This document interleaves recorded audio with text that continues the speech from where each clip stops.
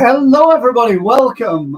It's great to have you here. Thank you for your time in doing so. It's always a pleasure to do these things. I really enjoy doing them, and I really hope that they contribute and help you, because that's what this is all about. I've had a goal for over 30 years, and that is to help as many businesses as I can to become more successful. I remember reading a book about 30 years ago called The E-Myth by a guy called Michael Gerber. If you haven't read it, I strongly recommend you do, by the way.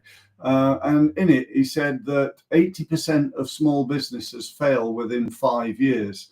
And of the remaining 20%, a full 90% of those go bust within the next 5 years. How's that for motivation?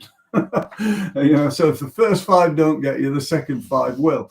Now, whether that's totally true, who knows? It could be one of those urban myth things, but I do know that a lot of businesses either go bust or struggle. I think more of them, in a way, struggle away. They just about make a living.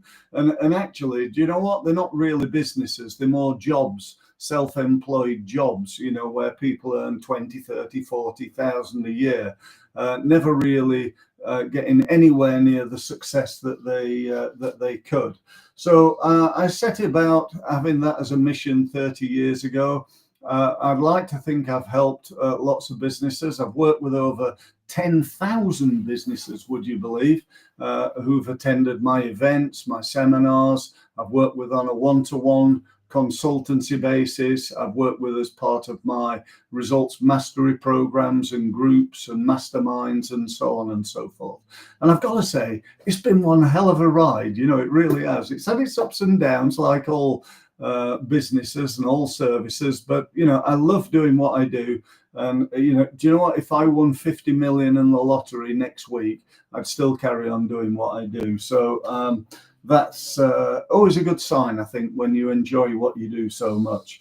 So so we're going to talk today about lead generation, how to create a predictable ongoing flow of leads. Because in my opinion, leads and turning leads into sales is two of the biggest problems that so many small businesses have right now. And obviously, with the state of the economy and the wars that are going on, and the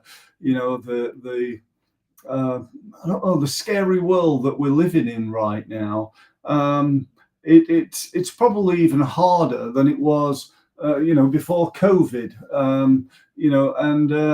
So this is even more important, is what I'm trying to say. And if you think about your business and how well you did in 2025, assuming you want to do better in 2026, then the only way really that you're going to do that is to make more profit. That's what the purpose of a business is. Even if it's a charity, it's about making more profit so you can use that profit to do good stuff. And in a normal business, that's still the case. So if that is the case, then how do you make more profit? Again, it's really simple, not easy, but simple. You reduce costs and you increase sales. That's the whole ball of wax, isn't it, really? The biggest problem there is you can only reduce by so much. You can save 5% here, 10% there, 20% somewhere else. But there's a limit. However, on the flip side, on the increase in sales side, the only limit is where you want to go to, whether you want to be the biggest company in the world, or, you just like to increase your consultancy or training business from 100 grand to 200 grand and make a 20% more profit than you made last year. Whatever that is for you, we need to get more leads. That is pretty much for sure. So if that's the case, let's talk about how to do that. So the first thing I'm going to do is just talk to you about something that I work with a lot of my clients. It's one of the first things that we look to do. I call it results maximization. Let me just give you an example. Let's say you're doing something When I say something, I mean some form of marketing. And I'm going to use an example of you're marketing yourself on LinkedIn. And what that actually means is you've gone onto LinkedIn, you've improved your profile so you look good. You know, you need to create a good first impression, and you post it on there 2 or 3 times a week, and you're asking probably 20 people a week to connect to you, and you're following up with them. Now that's getting you a result, whatever that is. That could be no result, which it probably will be, to be honest, or it could be a great result. And if it is, good for you. However, my belief has always been that how could it be better? How could your results be better than they are right now? What could you do? And for me, there's always 2 things. One is to improve what you're doing. The second is to increase what you're doing. So let's take, for example, posting. If you're posting twice a week and you started posting every day, do you think that could win you more business? Could do. Perhaps if you posted 2 or 3 or 4 times a day, that could really get you known. It could be that actually that's not the way to win business, which, to be honest, it probably isn't, in my opinion. But instead, picking up the phone and talking to people who've connected to you on LinkedIn. You know, I'm connected to nearly 14,000 people on LinkedIn. That's a fairly big database. And if I hit that database in the new year and started calling 10 to 20 of them every day, and I did that right throughout 2026, do you think I might win more business? Because I didn't do that in 2025. I made some calls, but I didn't do it as methodically as I could. I didn't do it with the intention of making 20 calls every single day to LinkedIn contacts in order to ask them if they'd be interested in having a meeting and turning that, you know, it's all about numbers, isn't it? You know, I phone 20 people, I get 2 meetings. Out of that, I get 1 sale. That's 1 sale a day. You know, times 365. Maybe I don't make those calls on Saturday and Sunday, but you get my meaning, yeah? And that for me is one of the biggest mistakes that people make. They don't maximize their results. So my message to you at this point is to take a look at everything that you do and ask yourself this really important question. How can I do more of it? And 2 important questions. How can I do more of it? And how can I improve the results that I'm getting from what I'm doing, right? So that those 20 calls, instead of getting 2 meetings, because I'm better on the phone, I get 4 meetings. So I've just doubled my business. Because instead of getting 1 sale per day, I'm getting 2 sales per day. You with me? It's all about the numbers. So that's really, really important.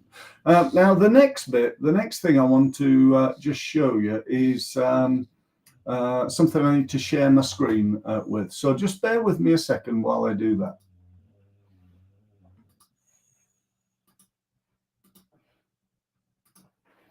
Okay, let me just open this up.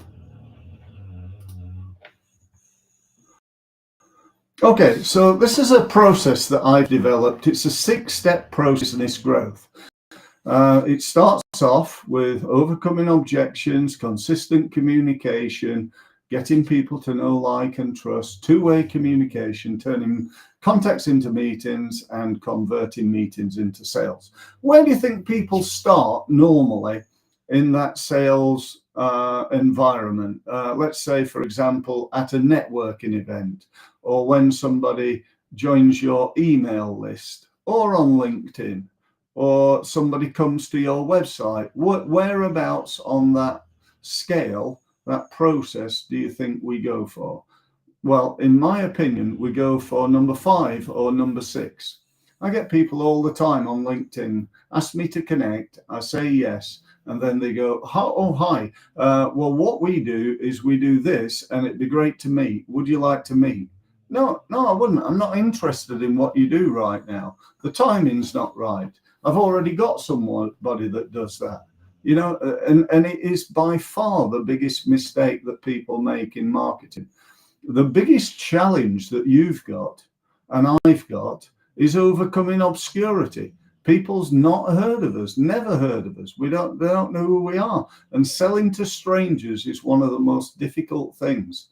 There are 3 million businesses in the UK. How many people have you got in your database? Chances are it's 1,000, round about that. That's very typical for small businesses. And, anyway, it's certainly not 3 million people, and it should be. And whilst you say, well, I'm not in that sort of market, Steve. I live on the Isle of Wight, and I just work with businesses who are on the Isle of Wight. Okay, well, you need to go and connect to all of those. We then need to communicate consistently with them. What are you doing by that? I don't mean a quarterly newsletter. I mean consistent communication. Varies from industry to industry. In my industry, I'm going to be communicating with anybody who's on my list on a daily basis on LinkedIn. I'm going to send 2, perhaps 3 emails out to them per week, and so on and so forth. I'm going to pick up the phone and call them 20 per day. And I'm going to then try to get them to the next level where they know, like, and trust me, because people buy from people they know, like, and trust. They buy from companies that they know, like, and trust, and they buy products that they know, like, and trust. Just ask Apple or Nike, or any of these famous brands that we all know. We might not know the people, but we know the companies, we know the products. When Apple's new iPhone comes out, everybody buys it, even though it's basically the same as other phones that are out already. When I say everybody, obviously I don't mean everybody. I mean, thousands upon thousands of people, queues down the road waiting for the shop to open, this sort of hysteria, because they've overcome objections, they've communicated consistently, they've got people to like the company and like the product.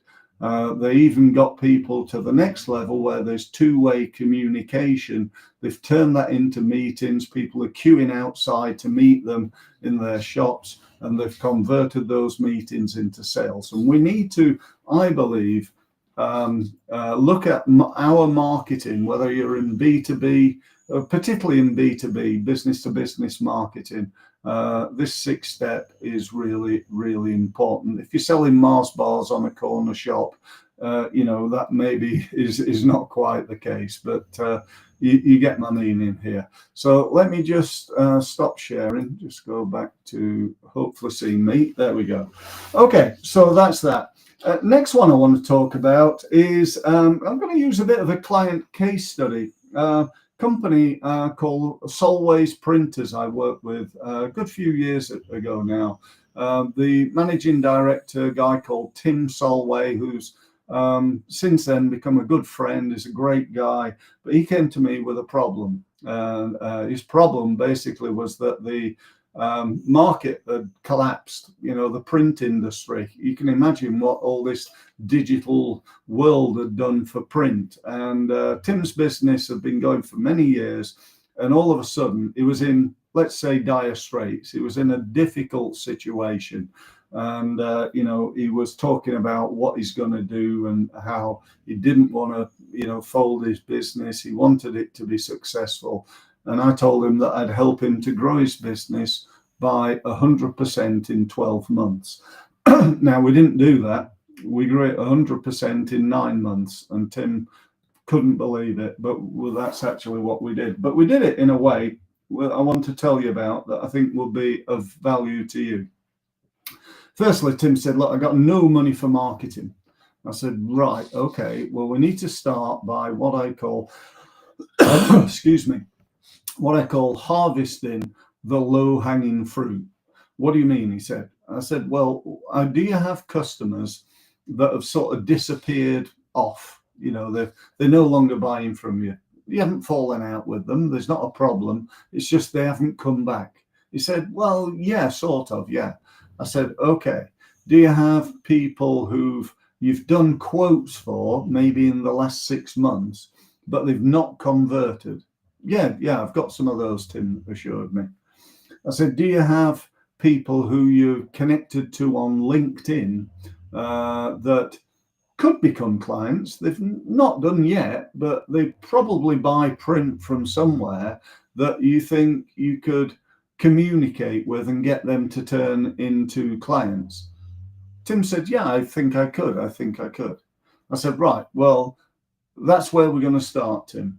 We're going to start looking at the people that you already know, who've already sort of tentatively put their hand up and they're potentially interested in what you do. That's where we're going to start. I said, well, what we're going to do? I said, well, you're going to phone them. You're going to pick up the phone and you're going to say something like this. Hi, it's Tim Solway here from Solway Printers. I thought I'd just give you a call just to say hello and find out how things are progressing in your business. And I also have been asked by my marketing advisor to give you a call and talk to you about referring people to us, people that you might know, because as we all know, word of mouth is one of the best ways of winning business. Oh, by the way, let me just say, let me just add this at the bottom, just a second here. If you've got any questions, just add them into the chat, okay? Very happy to take questions. I'll probably do them at the end, but if you do have questions, feel free to let me know. I forgot to say that at the beginning.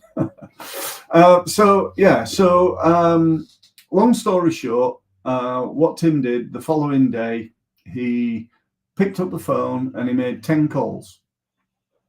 Out of those 10 calls, he got 2 sales and he got 6 referrals.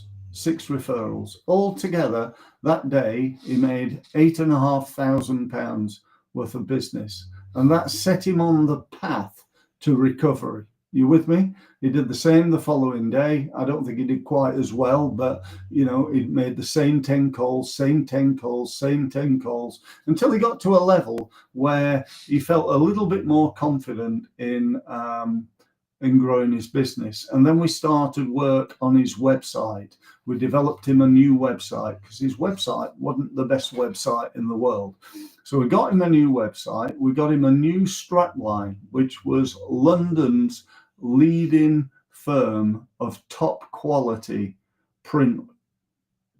Not a printer. It was London's leading firm of high quality print, specializing in several things. And that was a message he was putting out there. And the rest is history. He doubled his business in 9 months. So think about that. Get on the phone. Don't be afraid. The more people you speak to, the more money will end up in your bank. So that's a really important thing. With Tim, I mentioned we worked on referrals, on word of mouth, which in a world of digital marketing and AI and so on and so forth, is sometimes forgotten, I believe. In my opinion, it's still the best form of marketing. Word of mouth is the best form of marketing on the planet. So don't forget it. Let's use this fantastic tool. Now, most people win an amount of business on LinkedIn. They win an amount of business by referral, an amount of business by email. And as I said to you at the beginning of this talk, what they get bears no correlation to what they could get. So your referral results, if your system is to do a good job and hope that people will recommend you, then in my opinion, hope is not a good strategy. What you need to do is to have 2 or 3 or 4 different referral systems or streams within your business. I'm going to give you one, if I may, and that is this, quite simply, to ask. There's an old saying that if you don't ask, you don't get. And there's another saying, I think, from the Bible, which says, ask and you shall receive. No guarantee on that, I appreciate. But, I think if you ask, you've got more chance than if you don't. Because let's face it, nobody's waking up this morning going, oh, I wonder who I can recommend Steve Mills to. But if I asked, they might do. So how can I ask? Well, I could phone up and go, oh, hi, it's Steve Mills here. I was just wondering, as a client of ours, whether you knew anybody else who'd be interested in my services. And the standard answer to that, in my opinion, 9 out of 10, is not really at the moment, Steve, but if I do, I'll certainly let you know. So that's a better system than not asking, isn't it? Because I've got 1 out of 10. But if I want to get more than that, then I've got to have a better system. So an example of a better system might be this. I'm just calling as part of our customer service to make sure that you're fully happy with everything that we've been doing with you over the last 3 months. And the customer, let's assume, says, yeah, absolutely, Steve, it's been great. Thank you, Mr. Customer, Mrs. Customer. I was wondering, we win a lot of our business from word of mouth. And I know I've spoken to you about the importance of word of mouth in your business. So I was thinking, I know you've been in business now, I think it's about 10 years, isn't it? And in that time, you must have suppliers, customers, prospects, people you network with, people you're connected to on LinkedIn, and so on and so forth. So out of all those people that you know, I was wondering, who do you think would be the top 3 people that we could help in the same way that we've helped you? Now that is a whole different ball game, isn't it? I didn't ask for one. I didn't ask if you know anybody. I asked who would the top 3 people be. And again, I didn't say, who I could sell something to. I said who I could help in the same way that I've helped you. Very different proposition there. So, that in itself, what I've just said there, in my opinion, is worth 50 to 100 grand to you in 2026, assuming you do it. If you phoned 10 people every day and went through that customer service sort of referral system, I reckon you get 50 to 100 grand in additional income. So do it. Sorry, I jumped a bit there, didn't I? Okay, last one then. Measuring, right? One of the biggest mistakes I see is a lack of measurement. You cannot manage what you do not measure, so everybody says. And that is very, very true in your marketing. So as of the 1st of January, I want to ask you to set up a spreadsheet and start measuring what you're doing. Now, if you work with me, I'll provide you with that spreadsheet along with a whole range of other services and advice and systems and processes and so on. But if you're working on your own, then just set one up. It's not difficult. What do you want to measure? I'd think about 6 things. How many inquiries do you get? Where do they come from? What are you turning over? What's your profit on that turnover? How much outstanding invoices have you got? Little things like, number of people who are visiting your website, number of LinkedIn contacts you make, number of phone calls you make. That's about it, isn't it, really? There's probably a few more than 6 there. But, it's really important, guys. So you can see that trend. Is it flatlining? Is it going down? Is it going up? And one of the most important ones there is, where are the leads coming from? Because it could be that you're putting all your effort and time and money into Facebook and you're winning all your business on LinkedIn. but your website's actually not winning any business at all. Something wrong with that picture. What's wrong with Facebook? What's wrong with your website? We need to do something about that and get that working as effectively as possible. So that's about it. That's all I'm going to say for today. I hope it's been of value to you. I believe it has, but the truth of the matter is it's only been of value if you use it. That's what matters. That's the only thing that matters, if you will. So, let's take action. Let's move forward. Let's implement some of the ideas that you've learned. If you want to book a meeting with me to find out more about me and how I can help you, feel free to go to my website. You can see that on the banner underneath and on the wall behind me, results-mastery.com. Book yourself a one-to-one meeting. Don't forget to sign up to the Results Mastery AI Advisor. That is a no-brainer. You'll find the button on my homepage. Get yourself signed up for that, and I look forward to speaking to you again on my next live stream. So thanks ever so much for listening. If you don't attend, I've got 2 more next week.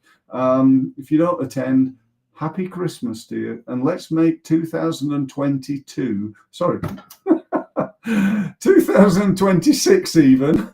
I am live, honest. 2026, your best year ever. Thanks very much for listening.